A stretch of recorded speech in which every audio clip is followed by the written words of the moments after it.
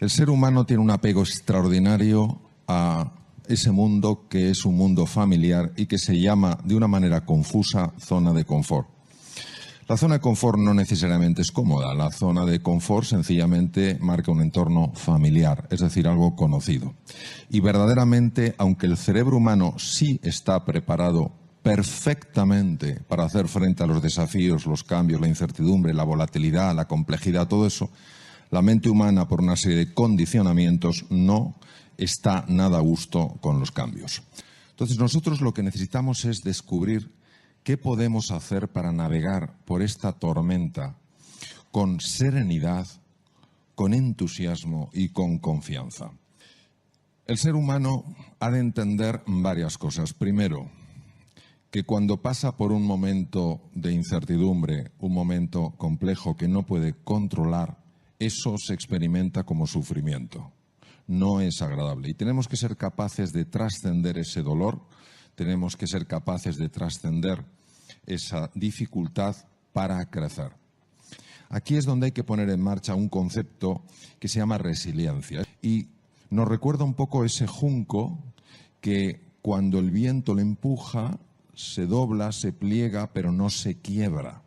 Y cuando el junco ya no está sometido a la presión tremenda del viento, ese junco vuelve. Es decir, la capacidad de resistir un determinado grado de deformación y la capacidad de recuperarse una vez que ha sido deformado, eso define la resiliencia. Entonces, cuando nosotros conseguimos ser resilientes, es decir, conseguimos no quebrarnos ante la presión, no quebrarnos ante el dolor, no quebrarnos ante la dificultad, no quebrarnos ante la incertidumbre, ese junco se hace más robusto.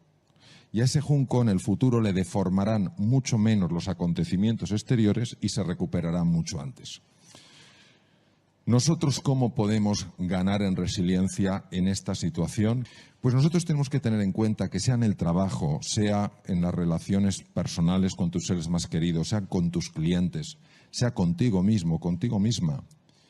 Hay una serie de dimensiones presentes en todo ser humano que si las cuidamos es inevitable que aumentemos la resiliencia, inevitable.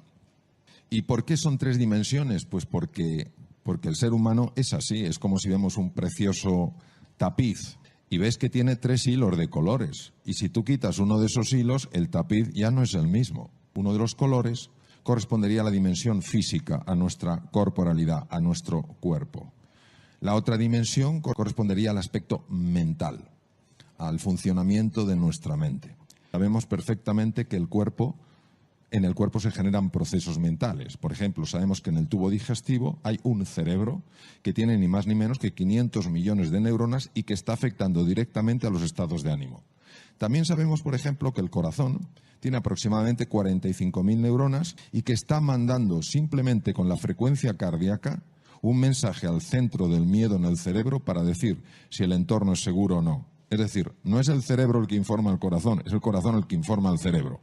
La mente, por tanto, es probablemente un puente entre el mundo de la energía y el mundo de la materialidad, o podríamos decir entre el mundo del espíritu concebido de una manera muy amplia y el mundo de lo material. Bien. Y la tercera dimensión es la dimensión anímica, es decir, es lo que trasciende al ser humano, es el interés por los demás, es el amor a la naturaleza, es por tanto celebrar siempre la diversidad, es no permitir ni que ideas políticas, ni que ideas religiosas, ni que ideas culturales puedan separarnos en lo más profundo que es nuestra humanidad, nuestro anhelo de estar juntos, nuestro anhelo de ayudarnos unos a otros a ser más felices y sufrir menos. Entonces, si nosotros cuidamos estas tres dimensiones, la dimensión física, la dimensión corporal, la dimensión mental, que obviamente está conectada como ese hilo con los otros hilos del tapiz, y la dimensión anímica, inevitablemente hay un aumento de resiliencia y de esta situación vamos a experimentar como consecuencia de esto un crecimiento. Es decir, después de esta situación traumática, que es la que es y que es dura y es desagradable, experimentaremos un crecimiento. Es decir, en lugar de quebrarnos, de ser un junco que se quiebra o un junco que se queda doblado y no puede volver a su situación de partida, nos convertimos en juncos mucho más flexibles y simultáneamente mucho más robustos. Es decir, pasamos de la consistencia del hierro a la consistencia del acero. El acero no solamente es más sólido que el hierro, sino que es más resiliente que el hierro. ¿Qué aspectos tenemos que cuidar en las tres dimensiones? La dimensión del cuerpo, la dimensión de la mente y la dimensión anímica, la dimensión del alma, entendida en un sentido amplio, como trascendencia, del verbo transcando, ir más allá de uno mismo, de su propio ego, de su propio yo. A nivel corporal hay que hacer varias cosas para cuidar el cuerpo, la dimensión corpórea. La primera cosa es el ejercicio físico. El sedentarismo acaba matando. Pero el ejercicio físico es importante para cuidar el cerebro. Está demostrado que cuando uno hace ejercicio físico, las posibilidades de caer en un proceso de ansiedad o depresión se reducen drásticamente. En segundo lugar, hay que cuidar la nutrición. Todos estamos experimentando estrés. El estrés no es más que la salida de lo familiar. Se activan automáticamente los mecanismos del estrés. Y cuando uno se estresa, se libera cortisol. Y el cortisol lo que quiere es llenar la sangre de azúcar. Entonces nos convertimos en personas ávidas de dulces. Esos dulces que se ingieren en exceso se sabe que producen inflamación cerebral, que favorece la aparición de ansiedad y depresión. No la queremos ni la ansiedad ni la depresión en ningún momento de la vida, y menos en una situación donde tenemos que estar especialmente entusiastas y con un ánimo más elevado. En tercer lugar, el tema del dormir. Vamos a ver. Durante el sueño se activan genes nocturnos que evitan que haya mutaciones cancerígenas. Durante el sueño, el sistema linfático que limpia el cerebro de proteínas anómalas que, si se acumulan, pueden dar trastornos degenerativos. Hay que acostarse sin estar viendo pantallas que emitan luz azul, porque interferimos la liberación de melatonina, que empieza a liberarse a las 9 de la noche y alcanza su pico entre las 11 y las 3. Si nosotros no cuidamos el descanso y nos dedicamos a estar todo el rato contestando emails, viendo cosas, interferimos el sueño y aumenta los niveles de estrés, favorece la ansiedad y favorece la depresión. Eso en cuanto a la parte física, para no extenderme. Habría otras dimensiones que son la respiración y la postura, pero bueno, las dejo para otra ocasión. La parte mental. Me voy exclusivamente a una cosa. No hay que tolerar que la mente nos lleve al pasado para lamentarnos por lo que hicimos o dejamos de hacer, o que nos proyecte al futuro para preocuparnos por lo que va a suceder y que no vamos a ser capaces de gestionar. Esto es una enfermedad de la mente que se descubrió hace 3.500 años y que está perfectamente reflejado en el Bhagavad Gita. ¿Cómo lo hacemos? Entrenando el músculo de la atención. Las prácticas de la meditación, las prácticas del mindfulness nos ayudan a centrar la atención y a saltar de lo que se llama la red neuronal por defecto a la red ejecutiva central. La red neuronal por defecto es la base de la infelicidad del ser humano y influye directamente en la enfermedad. La red ejecutiva central se activa cuando nos enfocamos en la tarea. Mejora el funcionamiento del sistema inmune, que es precisamente el que nos tiene que defender de los virus. Además, nos hace sentirnos más tranquilos, más confiados, y nuestro rendimiento aumenta. Luego, a nivel mental también hay que hacerlo. Y termino con la parte anímica. La parte anímica no tiene sentido si no trascendemos el yo y nos encontramos con el tú. Y nos encontramos para generar el nosotros. Es el momento de la cordialidad. Es el momento de la empatía. Es el momento de la compasión. Si nos queremos encontrar, los ojos son los primeros que transmiten la mirada apreciativa. El tono de voz también. Y hay una energía que ya se puede medir, que emite el propio corazón y que llega a la otra persona. Entonces, si cuidamos esos aspectos, aumentaremos nuestra resiliencia, y cuando esta situación pase, ¿qué pasará? Diremos, fue duro, hemos crecido. El ser humano tiene la capacidad de levantarse siempre una vez más de las que se cae.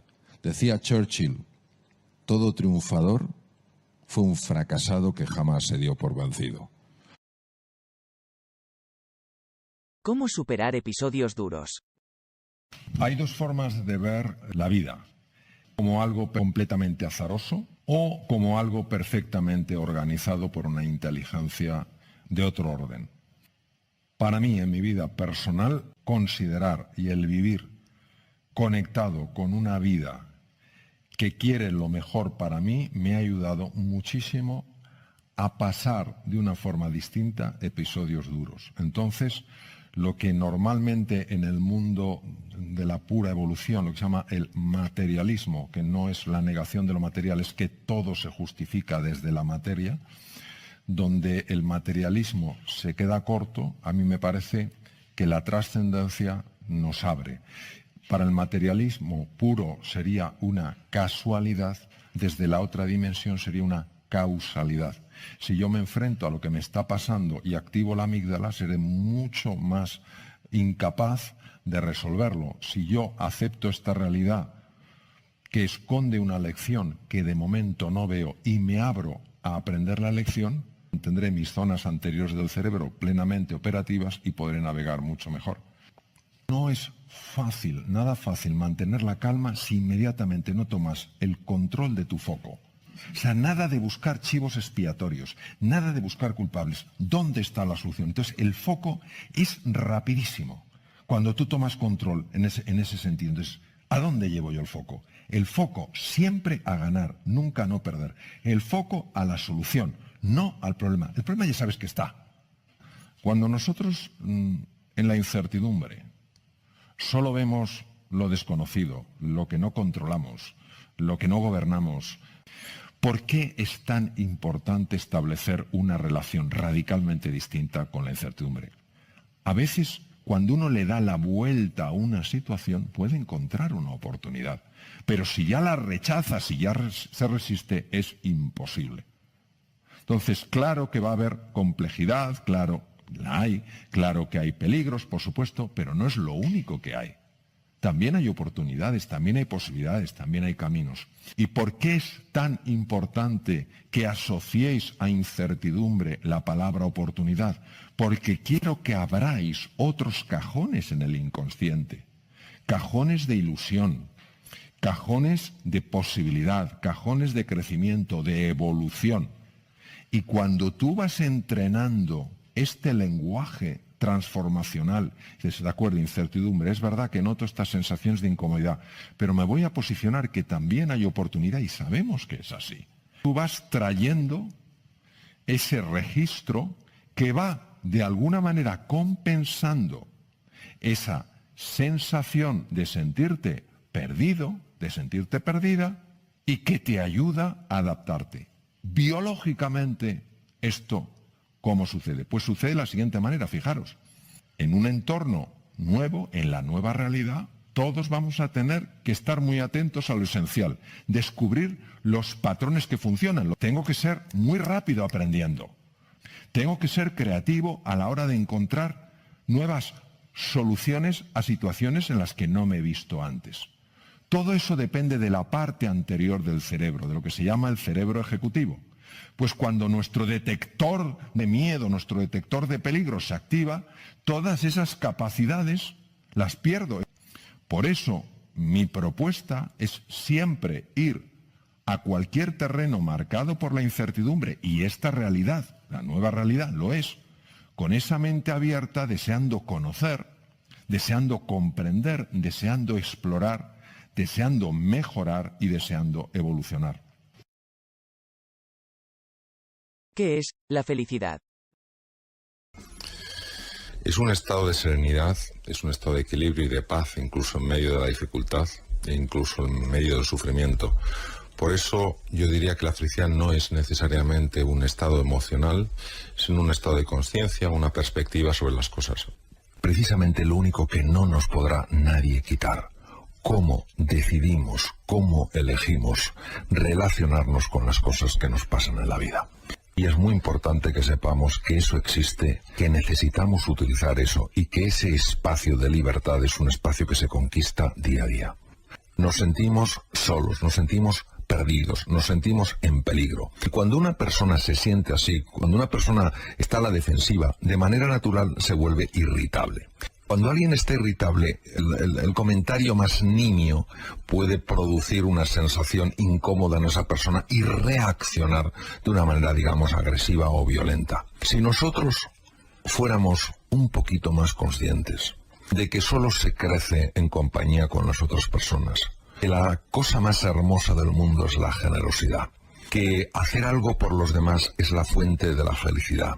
Si disfrutamos con el éxito de los demás, si aparcamos nuestras envidias y celebramos pues esos pequeños triunfos que otras personas tienen, si entendemos que no hay enemigos, sino sencillamente maestros que nos ayudan a mejorar en algunas cosas, entonces no nos acercamos al mundo en esta situación tan defensiva, sino en una situación mucho más de explorar, de comprender, de conocer. Y ahí está el origen de toda grandeza. Desde mi punto de vista, todos los procesos que lesionan al ser humano empiezan en el egoísmo. El egoísmo no quiere decir que no me pueda cuidar a mí mismo. Es fundamental que me cuide a mí mismo para poder cuidar a los demás. El egoísmo es cuando yo me convierto en el único centro de todo. A las demás personas las convierto en objetos que solo sirven para conseguir mis fines. El origen de toda grandeza es la generosidad. Lo que pasa es que desde el punto de vista del ego, cuando el ego es muy estanco, la generosidad se vive como una pérdida. ¿Cómo calmar la mente? La mente se parece mucho a el agua. Cuando está agitada no se puede ver el fondo, no se puede ver lo que tienes en realidad, ni tus talentos, ni tus capacidades, ni tus energías dormidas. Es la única manera que yo he visto en la que realmente se puede calmar esa mente, es cuando nos observamos en lugar de juzgarnos. Cuando observamos nuestras emociones, cuando observamos nuestros pensamientos, es decir, cuando en lugar de ser los protagonistas de la película, nos convertimos en espectadores de esa película. Solo cuando uno tiene una distancia de perspectiva, puede conseguirse que esa mente se calme. La mente tiene dos formas, la forma agitada y la forma calmada. A la forma calmada a mí me gusta llamarla consciencia, que es el darse cuenta. Y a la mente agitada me gusta llamarla la mente confusa, la mente que enjuicia. Entonces, más que la no mente, es la mente tranquila. Se utiliza el concepto no mente porque para llegar a esa mente tranquila hay que penetrar en el silencio. Y la mente agitada no soporta el silencio. La mente agitada solo quiere que estemos constantemente pensando y constantemente moviéndonos. Para poder sacar partido al inconsciente hay que ser capaz de influir en el inconsciente. Al inconsciente solo se le influye o con imágenes o con emociones. Cuando usamos la imaginación y las emociones de una forma conjunta, el inconsciente siempre lo recoge. Es decir, al inconsciente no se llega con conocimientos, se llega con experiencias. El dominio de la atención puede ser incluso más importante que la inteligencia que una persona tenga. Saber concentrar la atención en lo relevante y alejarse de tontunas y de distracciones es lo que permite realmente que el aprendizaje tenga lugar. La atención hay varias formas de cultivarla. Es un entrenamiento diario. Una de las formas más potentes que se ha encontrado es lo que se llama mindfulness o atención plena. Este ejercicio de la atención es muy importante y ayuda muchísimo en la vida. Segundo tema es efectivamente el tema de la nutrición. El cerebro solo puede consumir glucosa y oxígeno. La glucosa hay que dársela al cerebro de una forma continua. Hay que comer entre 5 o 6 veces y fundamentalmente hidratos de carbono que liberen el azúcar de una forma progresiva, no en picos. En tercer lugar, para mantener la atención es esencial dormir de forma constante un mínimo de 7 horas, entre 7 y 8 horas. El ideal son 8. Cuando reducimos las horas de sueño, supuestamente en beneficio de la eficacia, la atención baja radicalmente. Y hay otro punto, que es el ejercicio físico. El ejercicio físico es muy importante porque mejora clarísimamente la atención. ¿Cómo superar el miedo? Tenemos que distinguir dos clases de miedo. El miedo que nos ayuda a ser sensatos y prudentes y el miedo nos lleva hacia el bloqueo. A eso yo le llamaría pánico. Sabemos perfectamente que cuando el pánico se apropia de nuestra vida hay cambios profundísimos en el riego sanguíneo del cerebro, aquellas áreas cerebrales que nos permiten ver las cosas con perspectiva, tomar decisiones correctas, ser más creativos para buscar una salida eficaz. Esas áreas son profundamente bloqueadas. Se sabe perfectamente que hay una zona del cerebro, la zona prefrontal izquierda, que se puede trabajar, que se puede educar, que se puede entrenar y que es capaz de mantener a raya esos núcleos amigdalinos, mantener a raya la amígdala, para que no se dispare de una forma inadecuada o para que no se dispare con demasiada intensidad. La forma de entrenar el área prefrontal izquierda está ya muy definida. Por ejemplo, una de ellas es el organizar tu tiempo. Dedicar los 10 primeros minutos del día a decidir qué va a ser lo prioritario para ti, para no verte luego inmerso en un montón de cosas que te están robando la paz. En segundo lugar, el ejercicio físico. Se sabe que el ejercicio físico tiene la capacidad de modular muchísimo la activación amigdalina para que no se produzca con tanta intensidad. La meditación entendida como un espacio de calma, de silencio, donde sencillamente te encuentras con una sensación de vacío, ausencia de pensamientos y donde existe una conexión muy profunda con tu cuerpo. Todo lo que sea la comunicación con los demás, cuando verdaderamente tienes confianza con otra persona, cuando verdaderamente puedes abrirte a otra persona, no desde la queja, no desde la protesta, sino desde la petición honesta de ayuda, porque todos necesitamos ayuda. Se sabe que el área prefrontal izquierda también se activa. También se activa cuando usas muchas más palabras positivas. Es decir, cuando cambias palabras que de entrada nos sumergen en la preocupación, en la angustia, en la desesperanza, utilizas más palabras positivas. Y también se entrena el área prefrontal izquierda cuando te acostumbras a llevar tu atención a lo que hay de bello en la vida, a lo que hay de valioso en la vida, a lo que hay de inspirador en la vida. Claro, esto pide un entrenamiento, una voluntad, un compromiso, pero hay tanto para ganar.